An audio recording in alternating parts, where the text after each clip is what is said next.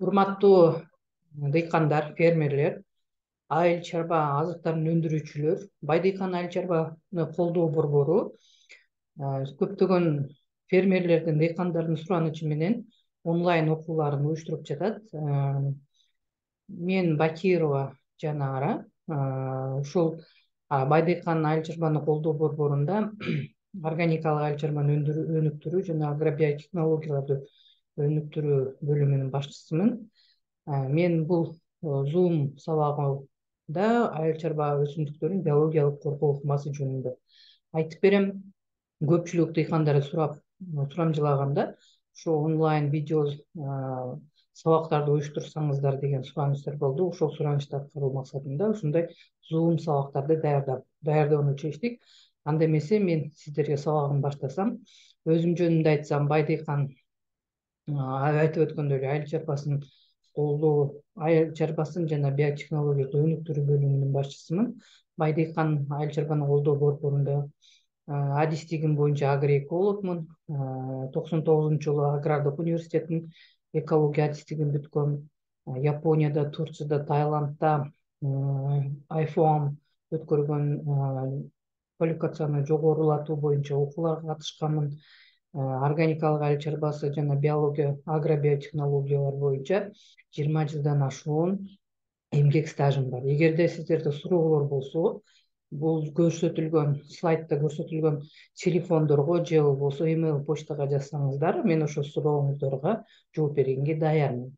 Анда эмесе айыл чарба өсүмдүктөрүндөгү зыянкечтерге жана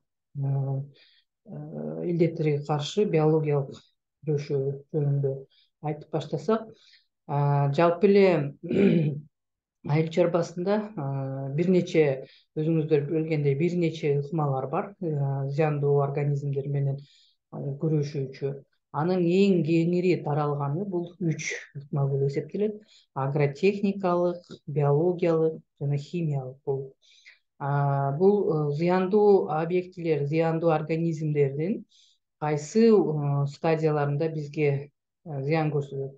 Көбүнчө гусеница, личинкалары же болбосо имага жетилип, зыянкечтин жетилип чоңойгон мезгилинде стадиясы болуп эсептелет. Ошол мезгилдерде зыян көрсөтөт да. Ал эми ошол ар бир, мен бул таблицада жалпы биологиялык ыкманын артыкчылыгын көрсөткүм келди. Мисалы, зыянкечтер жумурткаларын жок кылуу үчүн агротехникалык ыкма, бул мисалы колуңуздар менен чогултуп кыдырып жүрүп талааны, анан кийин аны өрттөп же болбосо жок кылсаңыздар колуңуздар менен, бул агротехникалык ыкма болуп эсептелет. Бирок бул жумурткаларын, зыянкечтердин жумурткаларын жок кылуучу биологиялык ыкманын өзгөчөлүгү бар. Себебинен да биологиялык ыкмада ушул зыянкечтердин жумурткалары менен тамактануучу энтомофагдар колдонулат. Тилекке каршы эң көп пайдаланылган химиялык ыкмада зыянкечтердин жумурткаларын жок кылуучу алигиче каражат ойлонуп табыла элек. Ошол себептен химиялык ыкма менен жумурткаларды жок кылат деген сөз бул болбогон сөз. Ошол себептен бул маалыматты эске алышыңыздар керек. Ал эми андан кийин, жумурткадан кийин, билесиздер, гусеницалар жана личинкалар пайда болот. Бул гусеницаны, личинканы, зыянкечтердин личинкаларын же гусеницаларын 3 ыкма менен жок кылса болот. Куурчакча кокон деп коебуз, же куурчакчага айланат, же кокон пайда кылат да кээ бир зыянкечтер. Ошону мисалы агротехникалык жана биологиялык ыкма менен жок кылса болот. Себеби дегенде өзүңүздөр билесиздер, куурчакчага айланганда же коконго айланганда аны сөзсүздөргө бир катмарча коргоп турат. Ошол катмарчаны жок кыла турган, демек, химиялык каражат дагы жок деген сөз. Ал эми андан кийин имага, жетилген курт кумурска учуп чыгат. Ошол жетилген курт кумурскаларды дагы 3 ыкма менен жок кылса болот деген сөз. Анан илдеттер бар. Зыянкечтердин башкары илдеттер. Бул илдеттерди бактериялар, вирустар же болбосо коз карындар, микроорганизмдер козгойт. Алар оору пайда кылуучу микроорганизмдер тынчтандуу стадиясында болот же вегетатив. Тынчтандуу бул аларга жагымсыз шарттар пайда болсо, алар тынчтанып, мындай тынчтануу мезгилине киришет дагы, өзүнө жагымдуу шарттарды күтүп турушат да. А вегетативдик стадиясында бул жагымдуу шарттар түзүлгөндө алар көбөйүү үчүн айлана чөйрөгө бөлүнүп чыгышат дагы, көптөгөн бизге пайдалуу өсүмдүктөргө зыян келтирип баштайт. Демек, тынчтандуу стадиясында алар өзүн өзү коргоочу касиеттерге ээ болгон үчүн аларды кол менен же анын атайын жаратылыштагы душманы менен жок кылса болот. Химиялык каражат жок. А вегетативдик мезгилде үч ыкманы тең колдонуп пайдаланса болот. Ал эми отоо чөптөрдү, үрөндөрдүн жок кылыш үчүн бул агротехникалык биологиялык ыкма, а үрөндөрдү жок кыла турган химиялык каражат жок. Бул таблица менен эмнени айткым келет? Биологиялык ыкманы абдан жакшы өздөштүрүп пайдаланса, сөзсүз түрдө эң жогорку эффективдүүлүккө жетсе болот. Ошол эле учурда айлана чөйрөгө эч кандай, адамдын ден соолугуна эч кандай зыяндуу таасир көрсөтпөгөн, экологиялык таза же органикалык азыктарды өндүрө алабыз деген сөз болуп атат. Анда эмесе бай дыйкан ар дайым бай дыйкандын айыл чарбаны колдоо борбору бай дыйкан бай өлкө деген девиз менен иштеп келишет. Себеби дегенде, өзүңүздөр билгендей, биз ар бир өлкөнүн эгемендүүлүгү анын өзүн өндүргөн азык түлүк менен камсыз кылуусу менен жана азык түлүк коопсуздугу менен абдан тыгыз байланышкан. Ушул бай дыйкандын алдына койгон максаты биздин Кыргызстандын ар бир фермерине мол түшүм алып, байуусуна жардам берүү болуп эсептелет.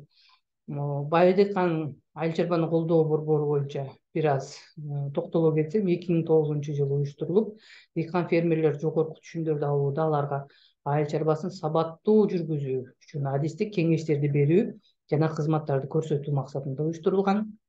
Бай дыйкан айыл чарбаны колдоо борбору өзүнүн койгон максатын ишке ашыруу үчүн дыйкан фермерлерди сапаттуу үрөндөр, жер семирткичтер, коргоочу каражаттар, агротехникалар менен камсыз кылып келе жатат.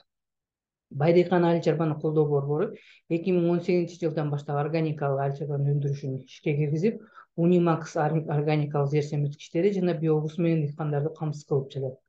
Башкача айтканда, 2018-ден баштап биз органикалык айыл чарбаны өнүктүрүү боюнча иштерди баштадык. Бай дыйкан айыл чарбаны колдоо борбору 2022-жылы химиялык каражаттарды колдонууну кыскартуу максатында аларга альтернатива катары энтомофагдарды өндүрүүчү биолабораторияларды куруу ишке берип жатат. Бай дыйкан айыл чарбаны колдоо борборунун азыркы учурда республика боюнча дыйкан фермерлерди колдоо үчүн кызмат көрсөтүүчү 7 филиалы жана 0705 910 910 кол борбору иш алып барып жатат. Келечекте ар бир райондо филиал ачуу пландаштырылып жатат. Башкача айтканда, бай дыйкан акыркы 5 жыл ичинде ошо Кыргызстандын 40 районунун ар биринде өзүнүн филиалын ачууга ниеттенип, ошол боюнча ошол багытта иштерди алып барып жатат. Бул 705 910 910 кол борборуна кайрылып, өзүңүздөрдүн агрардык темага байланышкан кандай гана суроо болбосун, биздин агрономдор менен кеңешин алып, адистик кеңештерди алсаңыздар болот.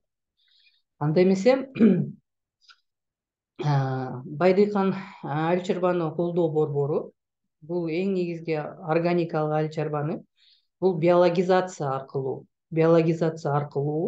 айыл чарба тармагын биологизация аркылуу органикалык айыл чарбаны өнүктүрүүнү колго алды. Биологизация деген эмне? Бул биологизациялаштыруу, бул биологиялык каражаттарды кеңири колдонуунун негизинде топурактын асылдуулугун жогорулатуу же өсүмдүктөрдү коргоогун айтабыз.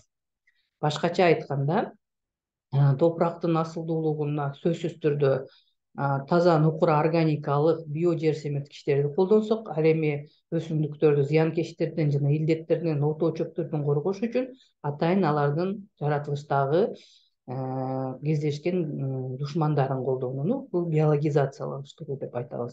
Биологизацияда эмнелер колдонулат? Биофунгицидтер булар курамын илдет козгоочу микроорганизмдерди жеп жок кылган антибиотик бөлүп чыгарган же бир алардын жашоосуна токтотуучу ферменттерди бөлүп чыгарган микроорганизмдерди колдонуп айтабыз. Энтомофагтар булар зыянкечтерди жеп жок кылуучу курт кумурскалар, микро жер семирткичтер. Бул курамында өсүмдүктүн өсүүсүнө керектүү гормондорду же болбосо азыктык элементтерди бөлүп чыгаруучу микроорганизмдерди айтабыз.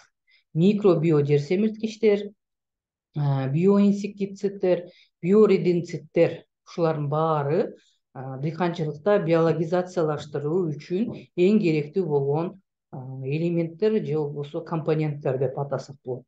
Ошол ар бири жөнүндө билип алсаңыздар болот. Мисалы биоинсектицидтер деген мисалы өсүмдүктөр болушу мүмкүн.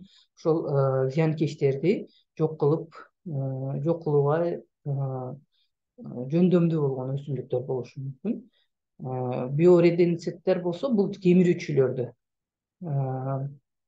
кемирүүчүлүгү зыяндуу организмдерди пайдаланууну айтабыз.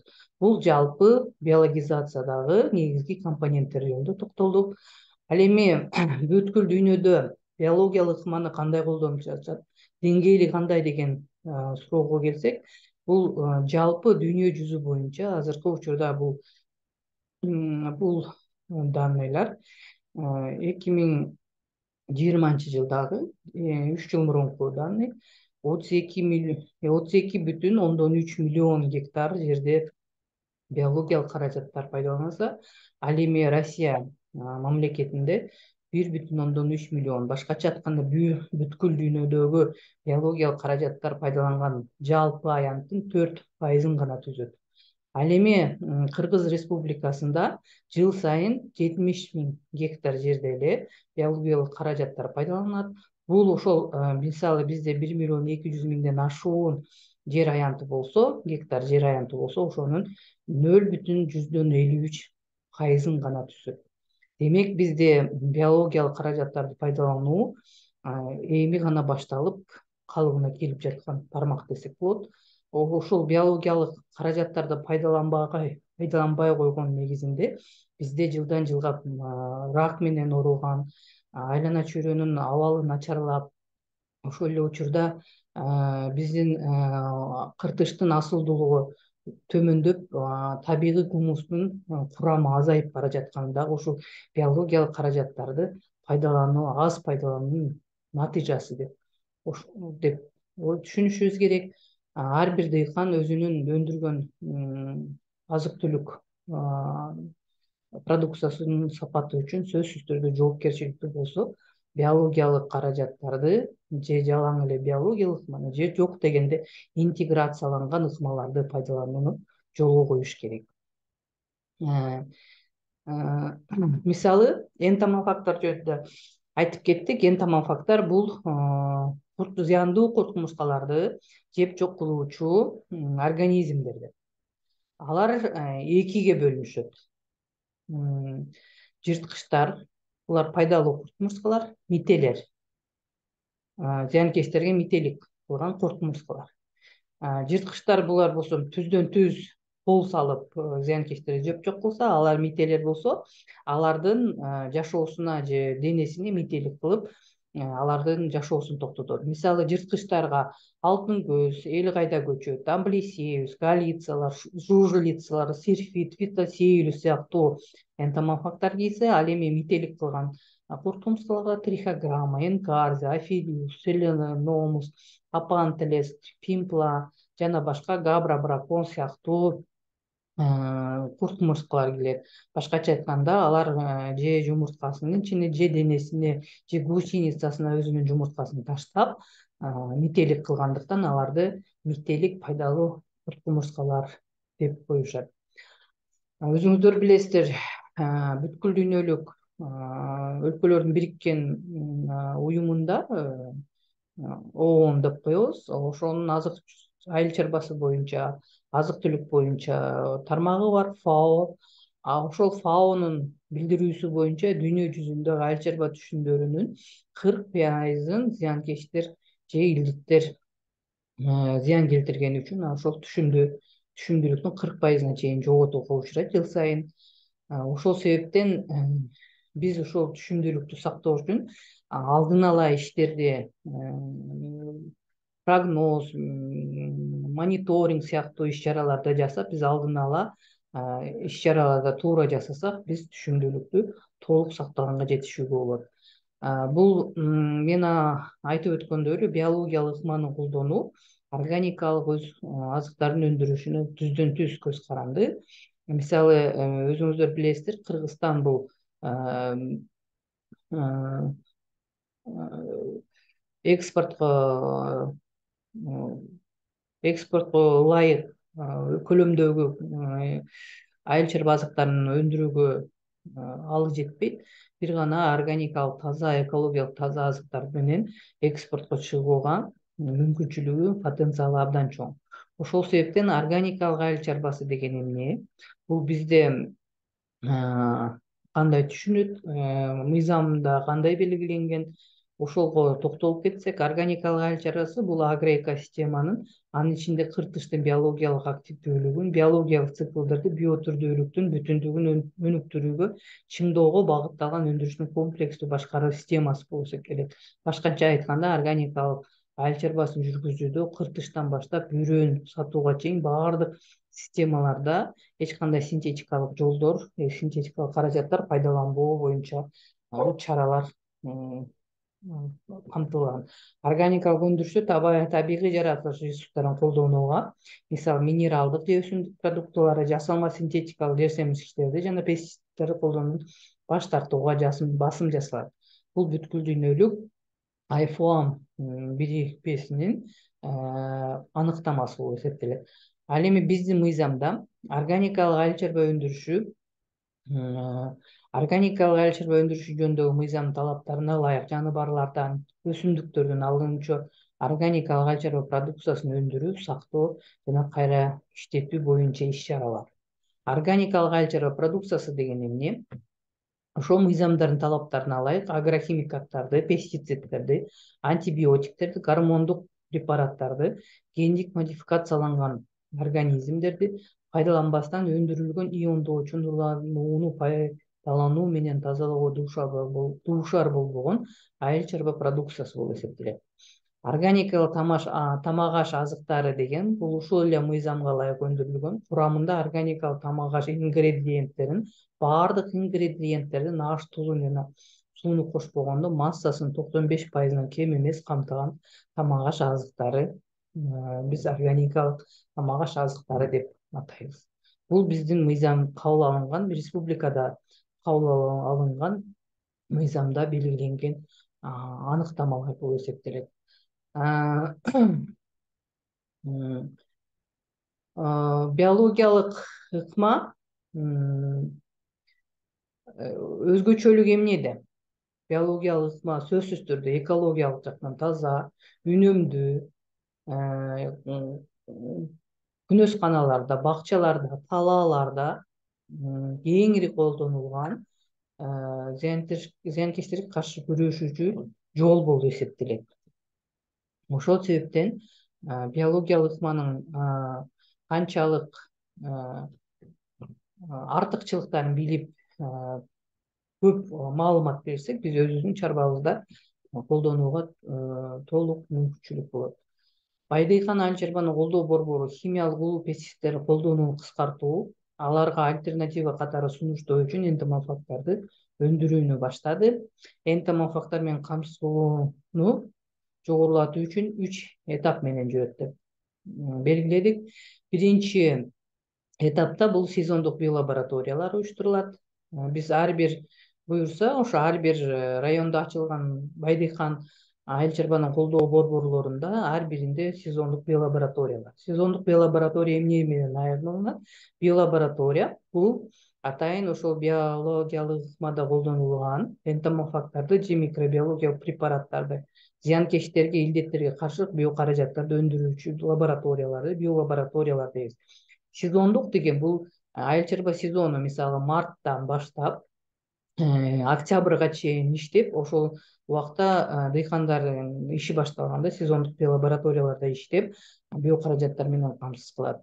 Биз 10 жыл ичинде ошо 40 биолаборатория түзүүнү пландадык. Ал эми типтүү биолабораториялар бул болсо ошол сезондук биолабораториялардан бул жыл бою, бир жыл бою эч токтоосуз иштеген менен арылат. Бул сезондук биолабораторияларды илимий негизде, адистик негизде энелик культуралар менен камсыз кылуу үчүн атайын ушу ар бир областта 7 типтүү биолабораторияны түзөлү деп атабыз 10 жыл ичинде. Ал эми үчүнчү этап бул биофабрика. Биофабрикада бир гана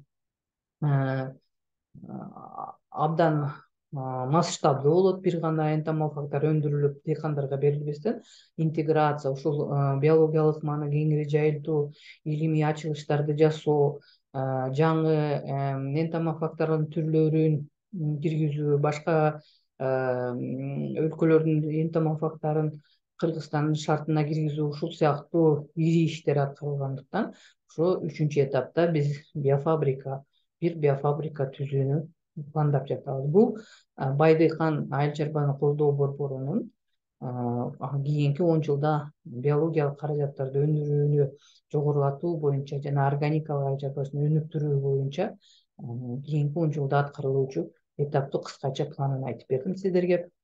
Анда эмесе 2023 жылы Байдыйкан 2 биолабораторияны ишке киргизет.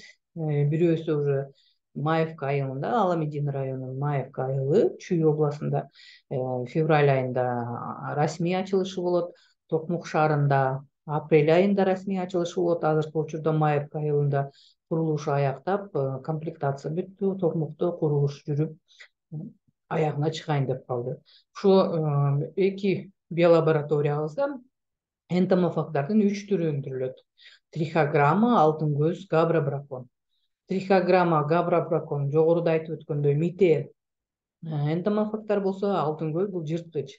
Трихограмма жумурткасын жок кылат, габра-бракон гусеницасын, алтын көз универсалдуу болот. Ал жумурткасынан баштап чоңоюп жетилген курт муртка имагаларга чейин кол салып жеп жок кылат. Ушул биздин лабораторияда өндүрүлө турган энтомофагдар. Анда ар бир энтомофагга токтолгончо кетсем, трихограмма өзү майда жаргак канаттуу курт кумурскаларга кирет. 200дөн ашуун түрү бар жаратылышта. Алар биолабораторияларды көбөйтүлөт. Трихограмма өзүнүн жумурткасын 90дон ашуун зыянкечтердин түрүнүн жумурткасына таштайт. Ошону менен зыянкечти пайда болуусуна бөгөт коет. Башкача айтканда, өзүңүздөр билесиздер, зыянкечтер кандай жерлерге жумурткасын таштайт? Сөзсүз түрдө жалбырактын түбүнө же болбосо бутак менен өркүндүн ортосуна, баягы жашыруун жерлерге жумурткаларын таштайт. Трихограмма сөзсүз түрдө бул жаратылыштагы ушул зыянкечтин жумурткаларын жок кылуучу табигый душман болгон үчүн ал өзүнүн тукумун улаш үчүн сөзсүз түрдө интуитивно ошол зыянкечтердин жумурткаларын издейт. Ал жумурткаларды таап, ошол жумуртканын ичине өзүнүн жумурткасын таштайт. Ал жерден зыянкеч өрчүп чыкпай эле кайра трихограмманын личинкалары чыгат. Бул трихограмма сразу эле жумурткадан жогорку жетилген курт мурскага айланып көпөлөктөр чыгат да. Ургачы трихограммалар жашоосунда 40тан 80ге чейин жумуртка туушайт. Башкача айтканда, зыянкечтин 40тан 80ге чейинки жумурткасын жок кылышат. 80-14 күн жашашат. Алардын имагасы өсүмдүктөрдүн нектарлары менен азыктанышат. Ал эми личинкалары зыянкечтин жумурткаларына мителик кылышат. Башкача айтканда, эгерде алар өздөрү имагалары жаратылышта учуп жүрсө, нектар менен гана тамактанат. Алар тамактанып, нектарлар менен ошо зыянкечтин жумурткасын ташат. Личинкалары ошо жумуртканын ичиндеги азык зат менен азыктанып, андан трихограммаларга учуп чыгат. Трихограммалар жумурткадан жыныстык жактан жетилип чыккандыктан дароо бири-биринин жупташып, бир сезондо 14 мыңга чейин берилет. Бул трихограмманын эң белгилеп кетчү артыкчылыгы болуп эсептелет. Себеби дегенде, трихограмма эрте жаздан баштап кеч күзгө чейин токтобой өзүнүн муунун бере берет. Ошол себептен биз ушул лабораторияларды да өндүрүүгө ыңгайлуу болгондуктан ошол зыянкечтердин жумурткаларын жок кылууда кеңири пайдаланууга тийишпиз.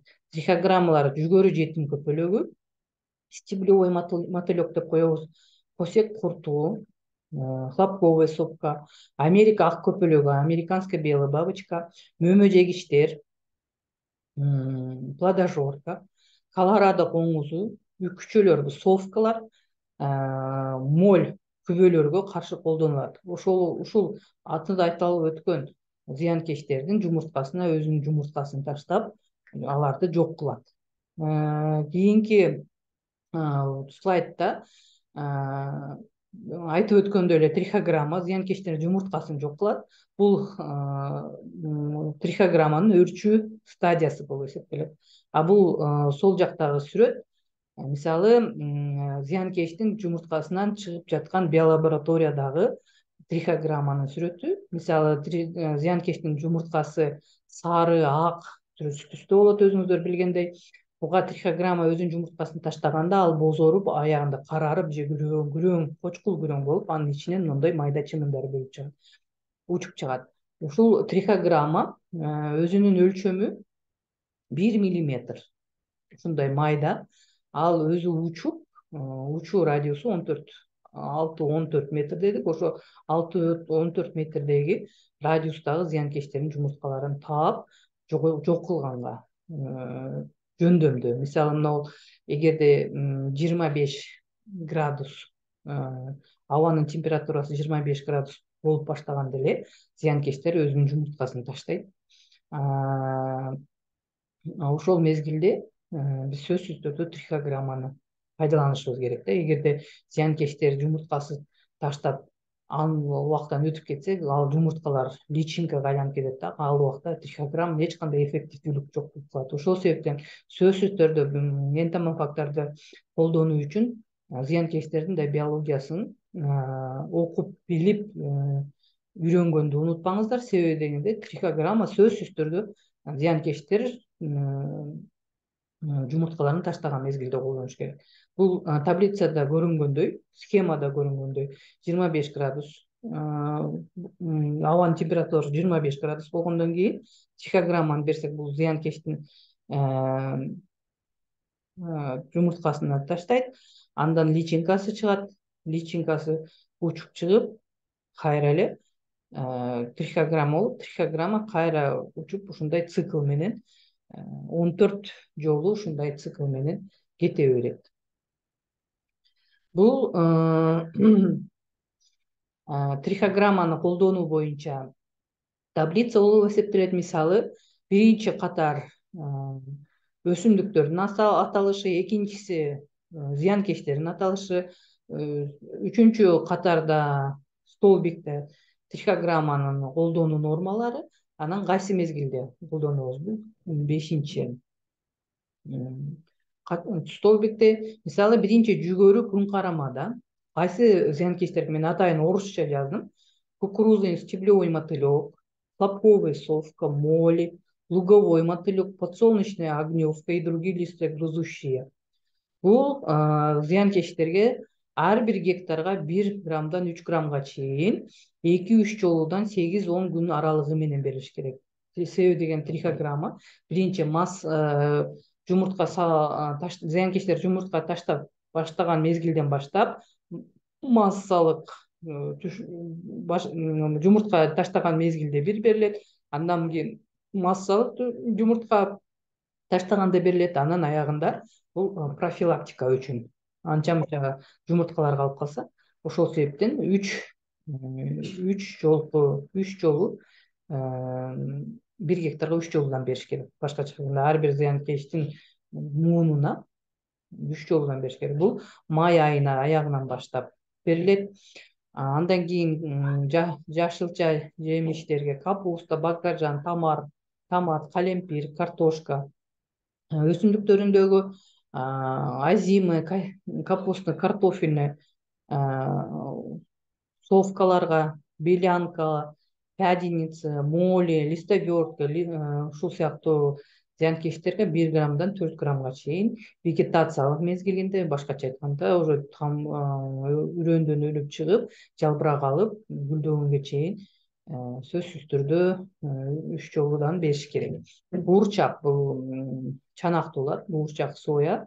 Бул дагы совкалардын түрлөрү болот, белянкалар болот, күбөлөр болот. Ушул булар дагы вегетациялык мезгилинде берилип баштайт. Кант кызылчасында дагы өзүңүздөр билесиздер, күчөлөр, совкалар аябай көп зыян көрсөтөт. Аларга бир гектарга 1 граммдан 4 граммга чейин вегетациялык мезгилге берилет. Андан сырткары биз айтып өттүк, бул мөмө жегичке каршы мөмө бактарга алма, алмурут, өрүк, шабдалы, кайналы, алча сыяктуу өсүмдүктөрдү мөмөлөрүн мөмө жегич абдан чоң зыянга келтирет. Ошо мөмө жегичке каршы июндун башынан баштап, гүлүн төгүпкөндөн кийин эле жалбырак алып баштаганда ошол трихограмманын 3 граммдан 10 граммга чейин 1 гектарга 2-3 жолдон кайталап 8-10 күн аралыгы менен берилиш керек. Трихограмманын колдонуунун артыкчылыктары: экологиялык, химиялык, башкача айтканда эч кандай айлана чөйрөгө, адамдын ден соолугуна зыяндуу таасир көрсөтпөйт. Химиялык пестицидтерден 3 эсе арзан, кеңири спектрге ээ. Башкача айтканда совкаларды дагы, листоверткаларды, күбөлөрдү, белянка, ошол сыяктуу зыянкечтердин жумурткаларын жок кылсаңыздар болот. Узак мөөнөткө таасир этүүгө жөндөмдүү. Башкача айтканда, ал жаратылышка бир берилген трихограмма мындан ары да өзүнүн тукумун уулап, жаратылышта жашап жүрө берет.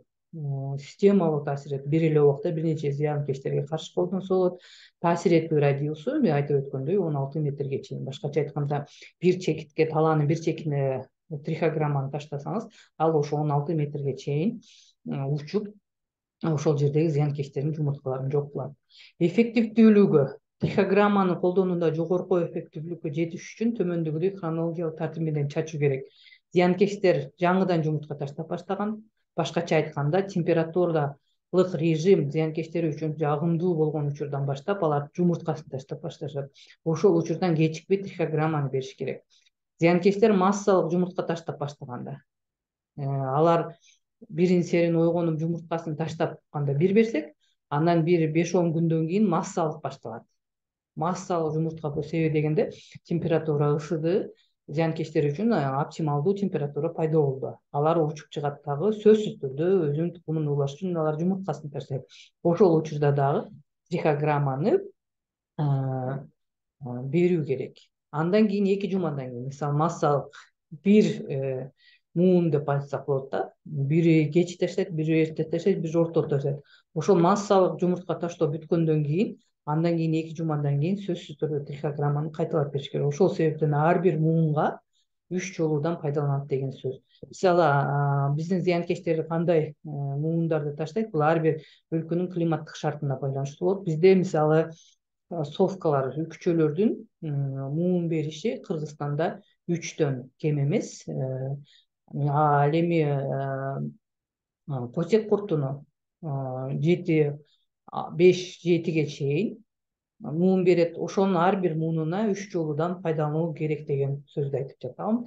Трихограмманы колдонуудагы техникалык эффективдүүлүгү 62-ден 87%га чейин түшөт. Жок, башкача айтканда, эгерде 100 зыянкечти жумурткасын тапсак, анын 87%га чейин жок кылууга жөндөмдүү. Ошол себептен трихограмманы сөзсүз түрдө туура пайдалануу эң жогорку эффективдүүлүккө жетүү болот. Трихограмманы таратуу жолдору бул кол менен. Адамдар мындай атайын баштыкчага салып таратышат, же болбосо агродрондор, кичи авиация, тракторлор менен беришет. Бул массалык абдан чоң аянттарда. Ошол кол менен берген учурда 1 гектар аянтта 16 метр аралыктан 80 жерге чекитке бериш керек да. Башкача айтканда, сөзсүз түрдө сиздер трихограмманы колдонуу учурунда гектардын өлчөмүн билиш керек, аянттын таралуу даражасын билиш керек, зыянкечтердин абанын температурасын, аба ырайын билиш керек. Эгерде жаан болсо же болбосо чайыпта күн ачылып турса болбойт. Сөзсүз түрдө энтомофагтар же эртең менен күн чыкканга чейин же кечки маалда күн баткандан кийин бериш керек. Себеби дегенде күн чыккан маалда баардык тирүү организм, курт кумурскалар булар жашырынып активдүүлүгү жок болот. Сөзсүз түрдө активдүүлүгү жогору болгондо бериш керек. 1 гектар жерде жок дегенде 80 чекитке бериш керек. Ошондо эффективдүүлүк жакшы болот. Экинчи энтомофагыбыз бул алтын көз. Алтын көз ачык жашыл же ачык күрөң түстөгү, денеси 1 сантиметрге чейинки, көздөрү торчосунан назик көпөлөк. Буларды алтын көз абдан кеңири таралган Кыргызстанда. Баарыңыздар эле көрүп жүрөсүздөр. Алтын көздүн жашоосу 60 күнгө созулуп, төмөндөгү циклдерди камтыйт. Биринчи жумуртка ташташат. Жумурткасы 3-6 күн жашашат. Андан кийин жумурткадан личинка чыгат. Личинкасы 3 муунду камтыйт. Башкача айтканда, ошо 14-20 күнгө созулат дагы. 3 стадияны басып өтөт, жумурткасы гана. Андан кийин жумурткадан личинкада чыккат. Личинкасы курчакчага айланат. Курчакчада 10-14 күн жашайт. Ошол курчакчадан анан 10-14 күндөн кийин имага көпөлөк учуп чыгат. Алтын көздүн бир ургачы жашоосунда 1,5 миңге чейин жумуртка таштайт. Жумурткасы 3-6 күндөн кийин личинкага айланып, зыянкечтерди активдүү жоктоп баштайт. Алтын көздүн көпөлөгү же жумурткасы эч кандай зыянкечтерге таасири жок. Бул алтын көздүн личинкасы аябай соргук келип, эчтекени тандабай жегендиктен аябай активдүү жырткыч болуп эсептелет. Жана эчтекеден коркпой, баарына кол салып жешет. Бир алтын көз өзүн өрчүп жетилгенге чейин зыянкечтердин 200-300 жумурткаларын, личинкаларын же имагаларын жеп чыккылат. Башкача айтканда, бир суткада 20-30 зыянкеч особду жокулат. Ургачылары соргогураак болушат. Башкача айтканда, ошол личинкасы абдан биздин эл чарбасында пайдасы зор. Ал мисалы алтын көз кайсы зыянкечтери жок. Мен атайын жогоруда айтып өткөндөй орусча бердим. Себеби дегенде, бул сүрөттөрдөн карап билсеңиздер болот. Бул көбүнчө өсүмдүк бити, орусчасы тля. Алтын көздүн личинкасынын эң сүйүктүү тамагы тля болгондуктан ушул өсүмдүк биттери ошонун баардык түрлөрүн, дээрлик баардык түрлөрүн жеп жокулат да. Мына көзүңүздөр көргөндөй, мына персиковый шабдалы тлясы, шабдалы өсүмдүк бити. Бул кара чанактуулардагы өсүмдүк бити, бобовый тля деп коет. Бахчевый тля, бул кызыл. Обыкновенный картофельный тля, картошкада, большой картофельный тля. Ушул сыяктуу өсүмдүк биттерин жок кылат. Андан сырткары ак канат, бул абдан биздин күнөс канатчыларды же томат өстүрүүчүлөрдүн абдан чоң көйгөй пайда кылган зыянкеч болуп эсептелет. Ошол ак канаттардын личинкаларын же болбосо жумурткаларын жеп жок кылат. Трипстер булар. Трипстер көбүнчө бадыраңда, пиязда же болбосо дан эгиндеринде да кездешет. Булар ошо биздин айыл чарба өсүмдүктөрүн сооруп, пайдалуу ширелерин сооруп алып, алардын азыктануусуна бөгөт коюп, ошол түшүмдүүлүктүн төмөндөшүнө алып келет да. Ушул трипстерди дагы алтын көз абдан жакшы жеп чокулат. Ошол эле учурда күбөлөр, мөмө күбөлөрүнүн жумурткаларын, гусеницаларын эрте урактагыларын, жакын эле личинкадан гусеницага айланган убактагы же болбосо червец деп коет. Бул сүрөттө тургандай червец, ушуларды дагы алтын көздүн личинкасы жеп чокулат да. Бул алтын көздү универсалдуу энтомофаг деп коебуз. Себеби дегенде ал көзүнө эмне көрүнсө, ошону кол салып жеп жок кылганга жөндөмдүү. Көбүнчө алтын көз, мисалы биолабораторияда өндүрүлгөн алтын көздөр бадыраң, томат, таттуу калемпир, салат, мөмө жемиш, индикатив өсүмдүктөрүндө кеңири пайдаланышат. Алтын көздү зыянкечтерге каршы 1,30 катнашы менен колдонгондо химиялык коргоочу каражаттардан баш тартууга болот. Алтын көздү колдонуу нормасы өсүмдүктөрдүн жана зыянкечтин таралуу даражасына көз каранды. Мен айтып өткөндөй, бул алтын көздүн бабочкасы, көпөлөгү, ал эми бул экөө личинкалары кара, анан кызыл, кочкул түрдө. А бул ылдыйдагы сүрөт бул алтын көздүн жумурткалары. Алтын көз ушундай жумуртка, мындай ножками деп коет. Мындай бутакчанын үстүндө турган ак жумуртка туйт. Ушул жумурткадан мындай личинкалар өнүп чыгат. Ушул личинка баардыгын жеп жок кылат дедик. Анан сөзсүз түрдө сиздер пайдаланып жатканда зыянкечтердин таралуу даражасын аныкташыңыздар керек. Мисалы 100 өсүмдүктү эсептеп алып, ошол жерде канча зыянкеч турат. Ошол зыянкечке карата өзүңөрдүн нормаңарды 1,30 катнашында бериш керек. Мисалы, бир алтын көз 30 зыянкечти жеп жок кылат деген норма менен берсеңиздер, ал жерге химиялык каражатты такыр пайдаланбай койсоңуздар болот. Же болбосо канчалык зыянкечти эрте байкап, эрте пайдалансаңыздар дагы химиялык каражаттарды такыр пайдалануудан баш тартсаңыздар болот. А эгерде айла жок зыянкечтер көп таркап кетсе, сөзсүз түрдө интеграциялык, биологиялык, химиялык ыкмаларды айкалаштыруу менен пайдаланыш керек. 1 метр квадратта 10-15 осуп эсеби менен берилет. Мисалы, 1 метр квадрат жерге 10-15 мындай жумурткасын, алтын көздүн жумурткасын бериш керек. Ал жерден анан личинка андан ары өрчүп чыгат. Энтомологду сактап алгандан кийин 8 сааттын ичинде талаага колдонуу талап кылынат. Алтын көз бир сезондо 3 муун берет. Транспортировка +5, +10 Цельсий температурада күндүн түз тийген нуруна сактоо менен жүргүзүлөт. Башкача айтканда, алтын көз биологиялык лабораторияларда мындай жумурткасы сатылат. Ушул жумурткаларды сиздер зыянкечтин таралуу даражасын аныктап, андан кийин ошол норманы менен ошол алтын көздү бересиңиздер.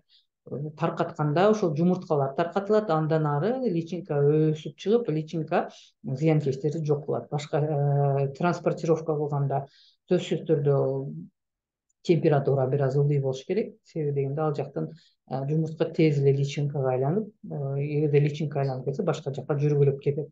Ошол себептен сөзсүз түрдө транспортировканы да туура сөзсүз түрдө алгандан кийин 8 саат, мына жумуртканы алгандан кийин 8 сааттан ашык пайдалануу сактап турганга болбойт. Себеби ал учурда дагы личинкага айланып кетиши мүмкүн.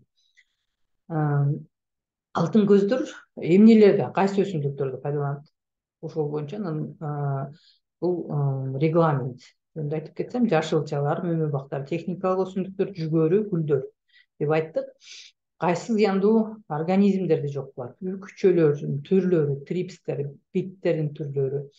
Эмне иш кыласыздар талаада? Эгерде ушундай зыянкечтер пайда болсо, алтын көздүн жумурткасын таратасыздар. Буга чейин айтып өткөндөй эле,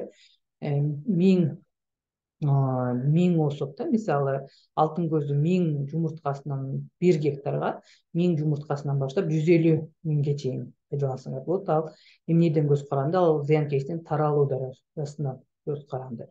Себеби дегенде канчалык зыянкеч көп болсо, алтын көздө ошончолук көп бериш керек. Себеби дегенде тирүү организмдер тоюшубузда жейбиз, тойгондон кийин биз жебей коебуз. Ошол сыяктуу эле энтомологдор өздөрү тойгондон кийин зыянкечтерди жебей калышат. Ошол канчалык зыянкеч көп болсо, ошончолук көп бериш керек. Бул бир сезондо 3-төн 5 жолго чейин. Бул дагы мен жогору айтып өткөндөй, зыянкечтердин муун берүүсүнө жараша. Эгерде 2 жолу муун берсе, 2 жолу пайдалансыздар. 3 жолу муун берсе, 3 жолудан пайдалансыздар. Мөбө бактарда өсүмдүк биттери, жөргөмүш кенелерин жок кылат. Техникалык өсүмдүктөр, косек курту, өсүмдүк биттери, трипстер, жүгөрүдө жетим көпөлөк, күчүлөр, күбөлөр. Гүлдөрдө өсүмдүк биттери, трипстер. Өзүңүздөр билесиздер, гүлдөрдө аябай көп ошол тиля өсүмдүк бити аябай кеңири тарат. Аны ошо кумурскалар алып келип, өсүмдүк гүлдөрдүн эң жаңы өсүп назик жерлерине коюп, ошо зыянга учуратат да. Ошол учурда ошол жерге алтын көздүн жумурткасын берсеңиздер, ал жерде 3-4 күндөн личинка айланып, личинкадан ошол өсүмдүктөрдүн жеп жок кылышат. Андан кийинки энтомофагыбыз бул габра бракон. Габра бракон пахта, жашылча, дан, мөмө бак жана бакча өсүмдүктөрүнүн 60тан ашуун зыянкечтерин жок кылуучу анча чоң эмес чымын. Жаргак канаттуу курт кумурскалар түрүнө кирет. Өлчөмү 3-5 мм, түсү ачык күрөң же күрөңмүрт күрөң болот. Габра бракон зыянкечтердин гусеницасына жумурткасын тууп метелик кылат. Алар жумурткасын гусеницасынын денесине таштаардан мурун аларды чагып шал кылат. Ошону менен гусеницалар өсүмдүккө зыян келтирүүсүн токтойт.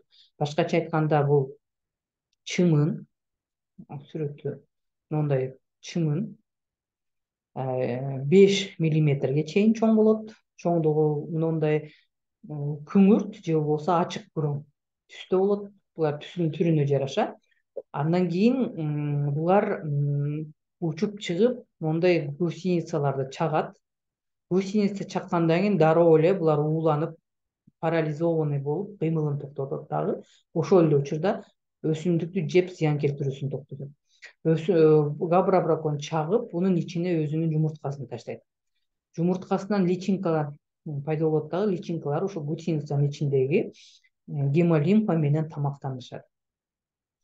Бул илимпоздор айтып жүрүшөт, эгерде бир адамга бул 20 габра бракондун уусу ошо өлтүргөнгө жетиштүү депчи. Бирок габра бракон адамдарды чакпайт. Бул зыянкечтердин гусеницасынын экинчи курактан баштап, башкача айтканда, биринчи курак булар өтө майда болот. Булар дагы өзүнүн жумурткасы, өзүнүн тукуму жакшы өнүшү үчүн сөзсүз түрдө чоңоюп жетилген гусеницалар тандайт. Себебинде ал жерде габра бракон таштаган жумурткалар өсүп, жетилип, учуп чыгыш үчүн дагы ошол себептен чоң гусеницаларды тандайт да. Бул трихограммадан айырмасы, бул жогору жакта көрсөтүлгөн трихограмма жумурткасын жеп жок кылса зыянга учуратып, ал эми габра бракон жумурткадан личинкадан гусеница айлангандан кийин бул башкача айтканда ошо зыянкечтерге каршы колдонуунун экинчи стадиясы деп айтсак болот да.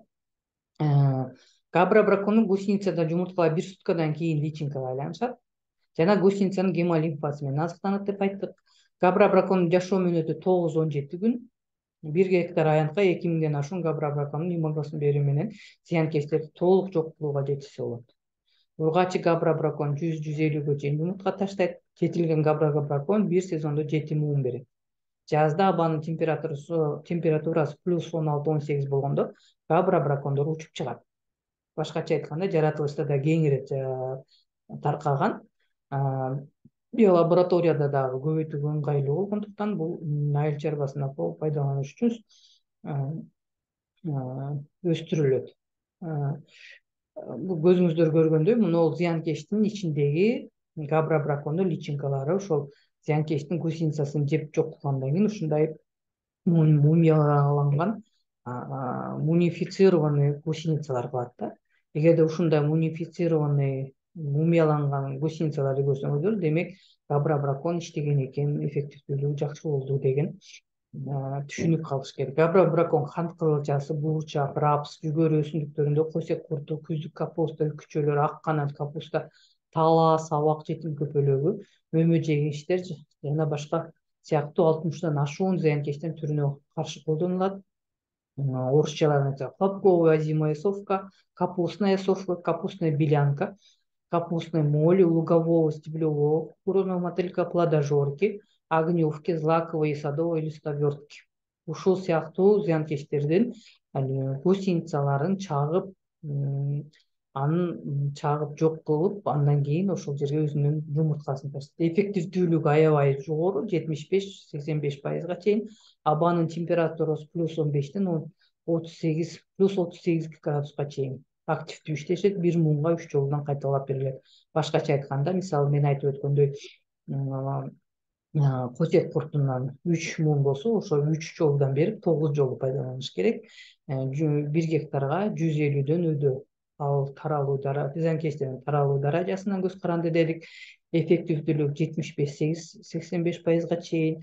Температура 30 плюс 38-ге чейин. Башкача айтканда, температура канчалык жогорулаган сайын көптөгөн курт мурскалардын активдүүлүгү төмөндөйт. А габра бракон андай эмес. Канчалык температура жакшы болсо, ошончолук анын активдүүлүгү жогору болот.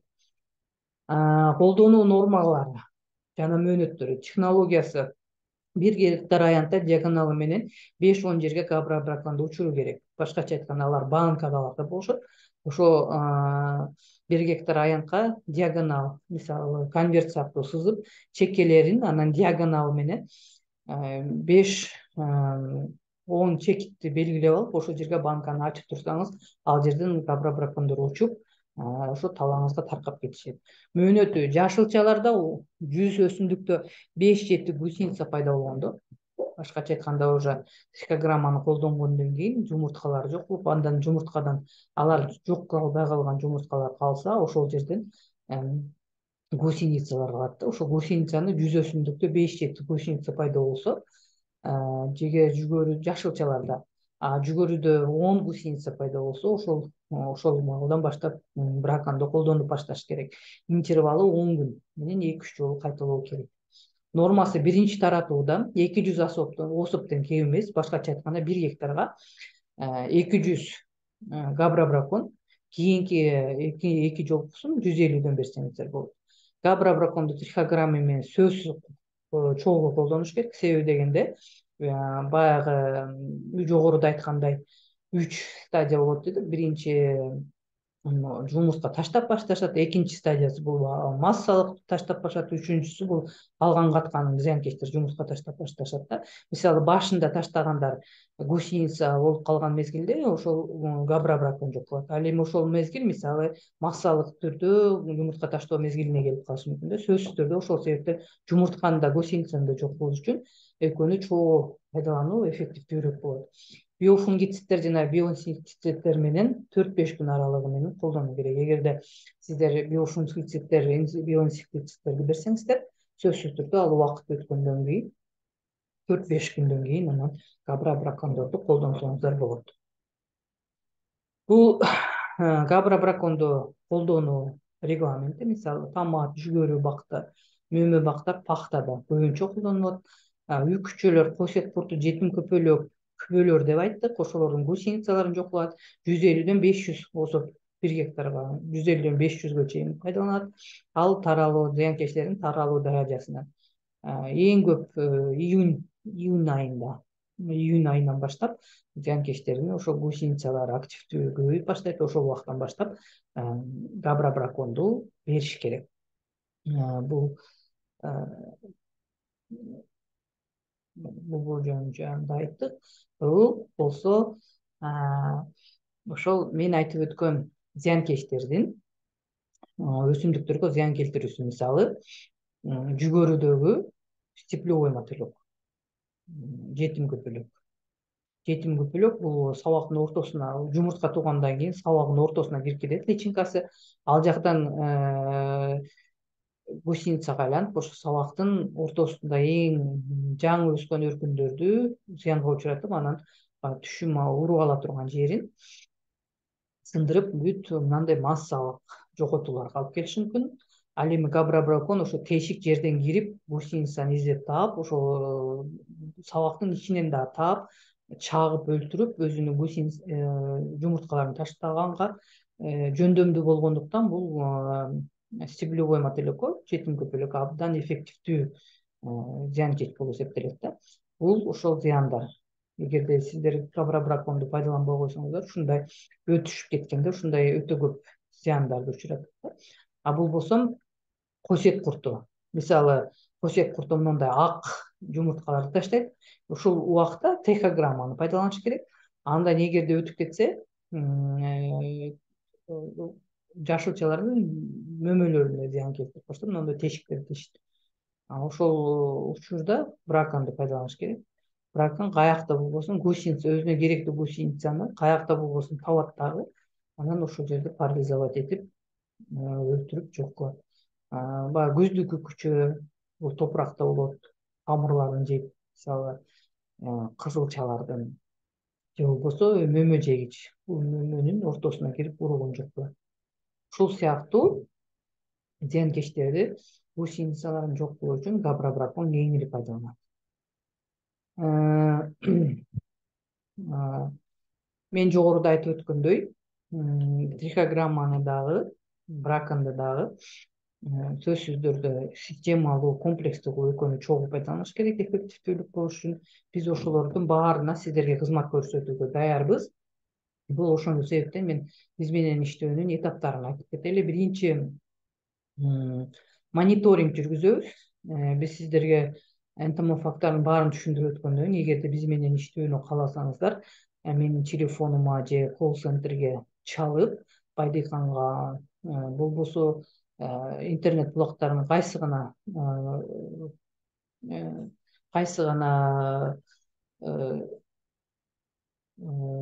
кайсы гана маалымат барактар болбосун, ошол жака кайрылсаңыздар, бизге сөзсүз маалымат берген болосуздар. Биринчи ошо барып сиздердин талааны көрүп, эмне өсүмдүктөр өсөт, мониторинг жасап, андан кийин биз колдонуу нормасын, кандай комплекстүү иш-чаралар болот, ошонун баарын эсептеп бүтүп, анан сиздер менен график иштеп, төлөө шарттарын эске алып, келишим түзөбүз.